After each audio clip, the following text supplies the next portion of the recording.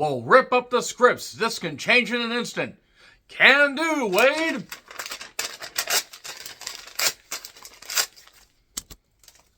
That might as well be what WWE is doing with some current WrestleMania plans, because me, oh my, down in the egotistical bayou, I don't think Rock the Dwayne Johnson really understands that he isn't really needed anymore. He isn't really needed. But I'm going to talk about that and so much less on this particular program. I'm John Renton with my review of WWE Smackdown from the Smoothie King Center in New Orleans, Louisiana. Fortunately, I had backup notes because I was like, well, shit, shouldn't have ripped up my own goddamn script. And yeah, The Rock had a much publicized return to WWE television. And he forgot when he last talked to Cody Rhodes on WWE television. I'm starting to think that Rock the Dwayne Johnson actually doesn't really understand, how to grasp, what the audience wants anymore. He still gets a reaction, but so does an outbreak of syphilis. So anyway, this will be probably the last SmackDown review I do. Maybe until we, really get close to WrestleMania, if something big and important happens. I might do the SmackDown after WrestleMania, but I decided to just give it a shot because of what The Rock might say. And it turns out he didn't really say a whole lot of anything, except that he wants Cody Rhodes' soul. He's Shang Tsung's cooking. So anyway, the Smoothie King Center holds just under 18,000 people. They had around 10,000 according to WrestleTix. And you know what? The crowd was fairly lively. And then they gave them this show. This is exactly why I don't watch SmackDown as much anymore. 3 hours, and while there are a few memorable things, the matches really were inconsequential. So I hate the theme. It's not for me. Maybe hate's the wrong word, but it's not for me. I don't know who the fuck sings it. So The Rock is back, and the crowd was all anticipating, and the card got shuffled around. It's like God shuffled his feet, like the crash test dummies once said. So, all this basically says, hey, Cody, you're out of the six-man. It's out of my hands. The final boss says so. Wade then says, rip up the scripts. Things can change in an instant. Yeah, it's like Jim Herd saying we're flipping the scripts. Drew then took on Jim Uso. Shrewmeister pointed this out, that basically Jim Uso is just his brother, just without the yeet and without the direction, and I keep forgetting that Jim Uso was still there. I call him Jim Uso, by the way, because he referred to himself as Jim Uso once, and I can't call him Jimmy Uso. Jim Uso just sounds like a fucking French baked pastry dish, I guess. So, Wade mentioned Drew's rippling muscles, and Alabama Slam on the steps went to a break. It was a match. We got back and forth, and a roll-up won it. I actually called when Drew went for the second Alabama Slam and said, Jim Uso's going to roll up, and lo and behold, he won, and then he got beat down. Then security ran down. And then Drew ran back and hit a Claymore. And that was about the first 20 minutes of this program. Jacob Fatu, he's upset about Solo inadvertently costing him an Elimination Chamber qualifying match, and yeah, it was inadvertent, don't worry, I didn't mean anything, and Solo's just staring down Tonga Chameleon and Jacob Fatu. And Jacob Fatu's like, don't worry, it's all good, I'm not gonna kill you, and he could. And I love the fact that Jacob Fatu is being featured more. I knew that the crowd was going to take to him. I didn't know if they were going to take to him quite as well as they have, but I was hopeful. And yeah, there we go for that. Jacob's calling the shots now. They hype up The Rock's return a lot. Chamber kickoff, by the way, is just before SmackDown next week. I'm also going to say, before I dive into the rest of the review, I might do a Raw review next week. I don't know. Got a mystery movie, and it's Go Home Raw, so I don't know if it's going to be worth it. May catch up on a couple things. I'm not going to watch SmackDown. I'm probably just going to post the Chamber predictions and then post the Elimination Chamber review. I might actually just pull back on quite a bit of wrestling. So, we have Carmelo Hayes and Truth talking backstage, and then Miz shows up, and they want Miz and Carmelo to team up. What ancient totem did Carmelo defile to be booked so badly over the last year? I'm not saying he's WWE Championship material the way they're using him. I'm not saying that. But he's a dynamic talent. He can actually be, super charismatic on the mic if they give him something to work with. And they've just basically fucking just butchered him. I'm not saying he's unredeemable or irredeemable or irregardless. But good God. And Bless Miz. He is a Hall of Famer, especially with the WWE, line and how they're putting Michelle McCool in the fucking Hall of Fame. Nepotism, baby. Nepotism. I'm not saying she wasn't a good athlete, but seriously, she was a blip on the goddamn radar, and other women are not in, but she is. Miz is going to be in the Hall of Fame. Also, Truth says that he has a Louisiana native legend that is going to be joining him for a tag team match. LFG clips. That's legends, future greats or whatever. Legends and future greats. Bubba Ray, acting like he was ever a great, except when he teamed with Devon. And he's not a legend, except maybe being a legend in his own mind, as Vince McMahon once wrote to the Ultimate Warrior. So, there we are. We have an Elimination Chamber, or we get an Elimination Chamber package a little bit later on. But first, we get a Zelina Vega package. They are still trying to push her as a wrestler in 2025. I don't hate her as a person. I'm sorry, there is no universe where this is going to work. I'm not saying she's not valuable to the company, but they need to feature her in a tag team or have her be a good manager. Because she can talk. And then Miz and Melo took on Truth and LA Knight because LA, it was a match. It was fine. What have they done to LA Knight? And fun, little side story. I was talking to a friend of mine, and we were just chatting about Smackdown, and she said, where is Shinsuke? I said, yeah, they gave him the U.S. Championship, and they really haven't done much of anything with him. And then he was hiding behind the barricade, evidently this whole time, and then attacked LA Knight. And then Truth got pinned. So, yeah, there we go. I like Shinsuke, but this... so much of the mid-card's fucking dead. Mike Tyson's going to be in Vegas for WrestleMania festivities. It's funny that he was at Mar-a-Lago, and, he would obviously align with some of the things that Trump has done, because let's ask Robin Givens and various other women that Tyson has been with. So it's not really shocking that a guy who took so many hits to the head would actually align with the views and the actions of another guy that assaulted numerous women. And by the way, if you voted for him, you're a fucking idiot, and you don't deserve any fucking happiness, and you hate every single person that is not a straight white individual. That's it. And I say straight white male because women aren't even going to be featured properly and going to be seen as people. But you hate LGBTQ people, and you hate anybody with disabilities, and anybody that actually is a little bit different, so fuck y'all. Canada deserved every bit of praise for booing our national anthem.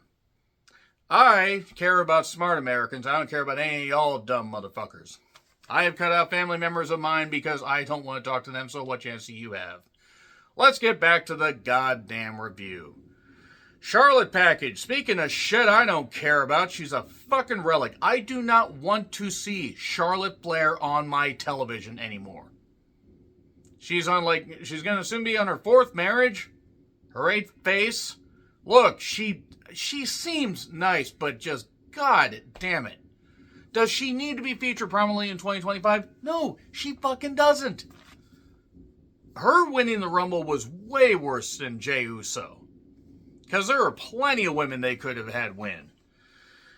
Nevertheless, Tiffany took on Candice. In what universe is Candice LeRae seen as, any kind of proper contender? I'm sorry. This match went twice as long as it needed to. But the thing is, the promos lasted longer than the goddamn match. Tiffany struggled to try and build up the fact that her and Trish are going to take on Nia and Candice at Elimination Chamber. So that makes sense as to why they're having the singles match. I get that.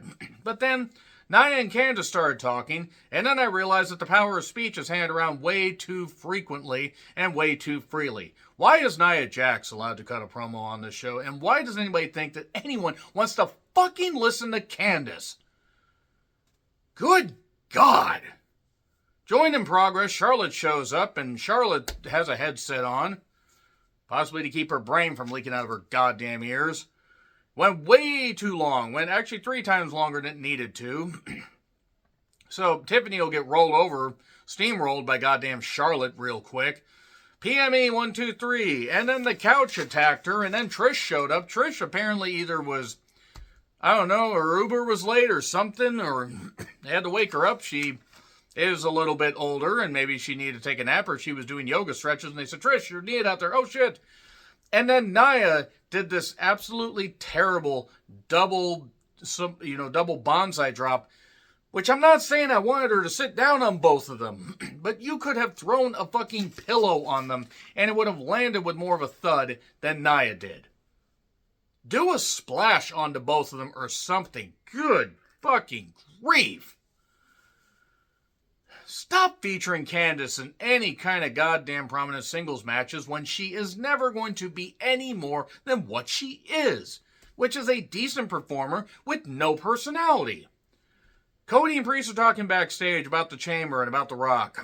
Braun then says he's going to cause chaos, and that's just watching him try to run. Women's Chamber package. Byron is with Bianca and Naomi. They want revenge on Liv and Raquel. By the way, in case you guys are wondering about this review, the rest of the review is just going to be about the show. I tried to watch the press conference. The press conference is going on as of this recording. I got 10 minutes into it and I realized I can't put up with The Rock's goddamn bland bullshit. I just can't anymore. Alexa package. She wants to do something. I don't know what. I don't particularly care. And the Naomi and Liv match was scrapped because of a beatdown and because The Rock needed about 14,000 years to cut his promo. So yeah, that's going to help the whole thing of WWE's, fans not being too happy about how the women's division is being booked. To be fair, some of the women are booked well. I'm not saying that they're all booked well, and I'm not saying they couldn't be better. But let's be perfectly honest. Everybody that books, everybody in creative, they're going to have their favorites. They're going to have their things that they don't do well. And I'm not saying, by the way, that this could have been a long match. It probably was going to end in a DQ, but you could have done something. Maybe you could have, I don't know, cut maybe 2-3 minutes off of Tiffany and Candice instead of letting Candice get every damn bit of offense in, and you could have given a few minutes to this match. But nevertheless, we just got a beatdown.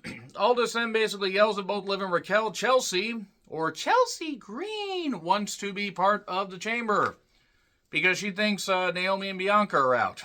But no, next Friday in Toronto for Smackdown. So I might tune in for a little bit just to hear the crowd, but I'm not going to bother reviewing the show. Whatever, Piper's there. I don't really know what the point is, but Chelsea's trying to ham it up as best she can. So bless her. The Rock's mix-up theme was weird. He got a good pop. There were people cheering. It was not nearly as loud as it has been, even just a few months ago. And yeah, they hyped up the fact he was going to be there, but still, in the lead up to WrestleMania last year, he was getting bigger reactions. People are over him. They're over him. Mania 42 is going to be in New Orleans. I'll be dead before it's back in Seattle, by the way. He got added like crazy by the production truck. When the Saints go marching in, he calls out Cody, who gets a pop. And I gotta say, that had to have been eating at Dwayne because Cody got a bigger pop. And I'm no fan of Cody, but a lot of people like Cody. A lot of people buy into his stuff. And he got a big reaction with all the pyro and everything. And then, I don't think Cody said shit. He just stood there. Rock forgot when he last talked to Cody. It was on the Raw debut on Netflix. Good job, Dwayne. Do a little less shit to your body, Dwayne, and then maybe you'll have issues, won't have so many issues remembering shit, Dwayne. He's going to be in a Martin Scorsese movie. It'll be the closest he'll get to Oscar consideration. Maybe it'll be like Killers of the Flower Moon, and people will watch it and then say, why the fuck was it so long? So, this is how I'm going to break it down. You guys can check out the goddamn segment. This went forever. He's like, ever since WrestleMania 40, we become good friends. Our moms have become good friends. He talks about kids. Again, he talks about their kids. Talks about Moana 2. Which, Moana 2 sucked. And he's like, oh, thank you for making it make so much money at the worldwide box office. It wasn't because of you, Dwayne. It's because of the Disney machine. I'm not saying The Rock didn't draw some people in there, but that's the Disney machine. And The Rock is the director of the board. Become my champion. Become the corporate champion. This isn't very good. And I lied. Cody actually did eventually speak, but the segment went for so long that I forgot. But he's like, I'm their champion, basically indicating he is the new people's champion. And then Rock talks about Instagram followers. Nobody cares about any of this bullshit. And then he basically says, you know, with you, I've wanted something. With you, I could have something that I've always wanted but never had. That's a brother. Give me your answer at the chamber if you will become my champion. And, no, I don't want that. I want your soul. I don't think Rock knows what the fuck he's saying. And it's not a fun ride. It's not any of this. It gets people talking, but for the right reasons. I don't know. So, a long walk to the back where Rock took his sunglasses off in the entranceway, looked back, put them back on, walked back. Took him off again when he was near the doorway or the entranceway, and then left again.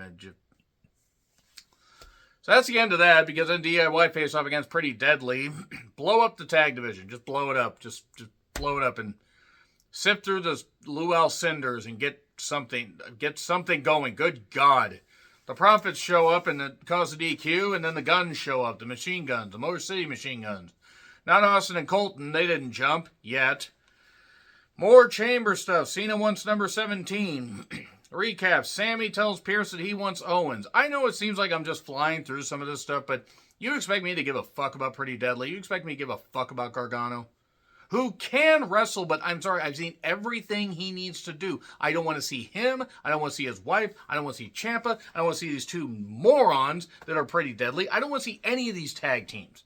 I'm not advocating for people to lose their goddamn jobs, but they need to blow this shit up, refresh it, and start anew.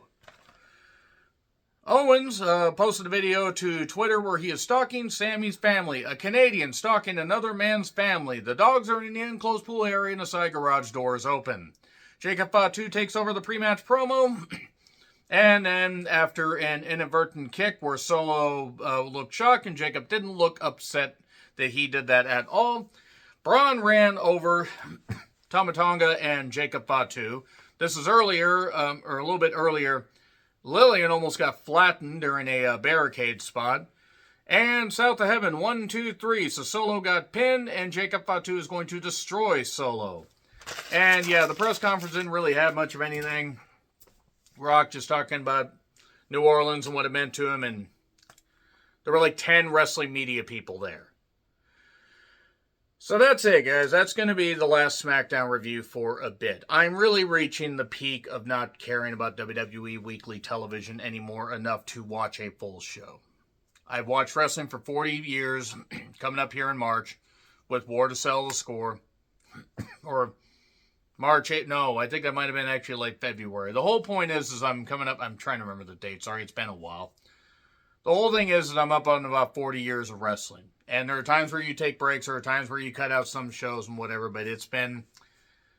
I'm still going to review stuff, but as I said, my channel update video for 2025, this is going to be the last ride. So, movie reviews will be happening more frequently, and I'll cover wrestling when I can. So, agree, disagree with what I said, like, share, subscribe, Twitter, Letterboxd, Blue Sky handles in the description. I'm John Ritlin. I'll see you soon.